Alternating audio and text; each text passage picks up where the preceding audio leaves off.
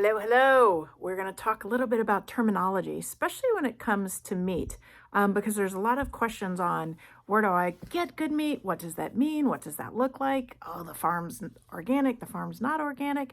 And I just want to touch on a couple of things. And one of the biggest ones that I'm going to ask you to do is if you're in an area that you could go meet your farmer, that would be huge.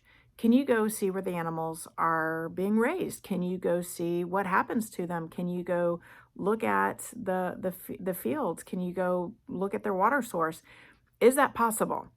That right there is the most ideal situation. Now, some of you just can't. So, how do we kind of source out this good and bad and somewhere in between?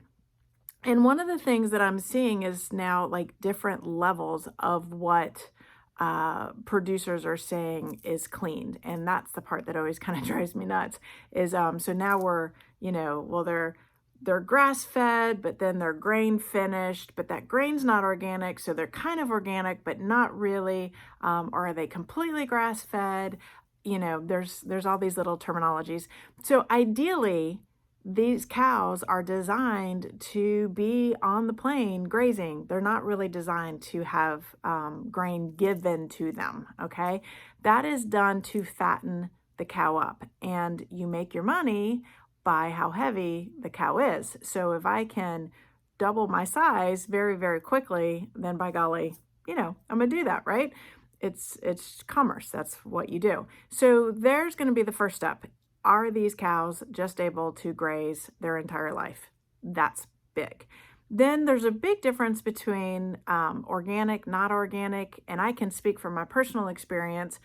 We had a farm, it was about 20 acres. We had an orchard, we had a couple acres growing, we had a 2,000 square foot hoop house, and I was going through the entire process of having it be a certified organic farm for all the different things.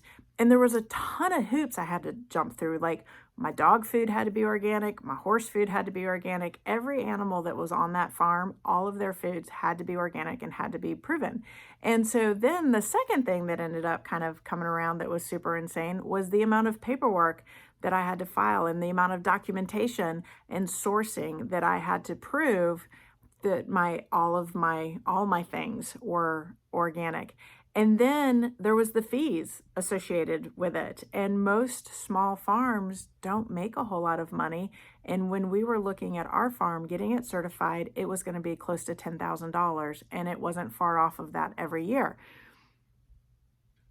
That's a lot of money when you're starting out, and that's a lot of money to a farmer. So we chose not to do that route. Now, we still had no problem selling our items because everybody knew how we were raising them. Everybody knew they could come out to the farm, they could see the situation, they could look at everything. And so that's why I really invite you to get to know who's growing your food. And if you can, support locally, because they may not be certified organic, but that may be okay. But if you can't do that, then yes, you've got to get the USDA certification of organic. And there's controversy with that as well. If you can also double stamp the non-GMO project, even better. If I had a choice between non-GMO project and the USDA organic, I'm always going to take the USDA organic over this one. This one's an agreement, and this one has rules and regulations. But if you got both, that's super perfect. And so those are just going to be some ways that you can kind of start looking a little bit differently at how you're producing food for your house. The other really big trick that I did when I'm making things like hamburgers or meatloaf, a lot of times I'll mix in lentils, and so that I can spread it out. The other thing is we don't eat a whole big bunch of red meat. So when we get a 12-ounce steak, that feeds 4 of our people at home. If I have more of my kids at home, so let's say I have all, we're all 6, I might get 2.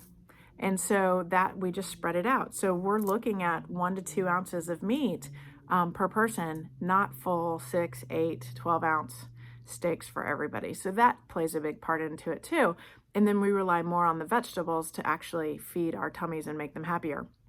So I hope that makes it just a little bit easier for you. And then if you can't find organic and you can't find a farmer, then we got to start, making some choices, and that's where it can get super, super difficult. Maybe I know like Whole Foods is now ranking them where they're fed organically, but they're not able to have outdoor grazing areas, so those are where we're starting to make choices on our food that maybe is also affecting the health of the animal. And of course, if the health of the animal isn't great, our food's not great. So this is where I'd love, oh, if I could just take a magic wand and spin it around, I would love to see so much of us go back to the individual farmers and not these big, huge commercial entities that are feeding the world, but they're not doing it in a way that honors the season, honors the animal, and honors us as well.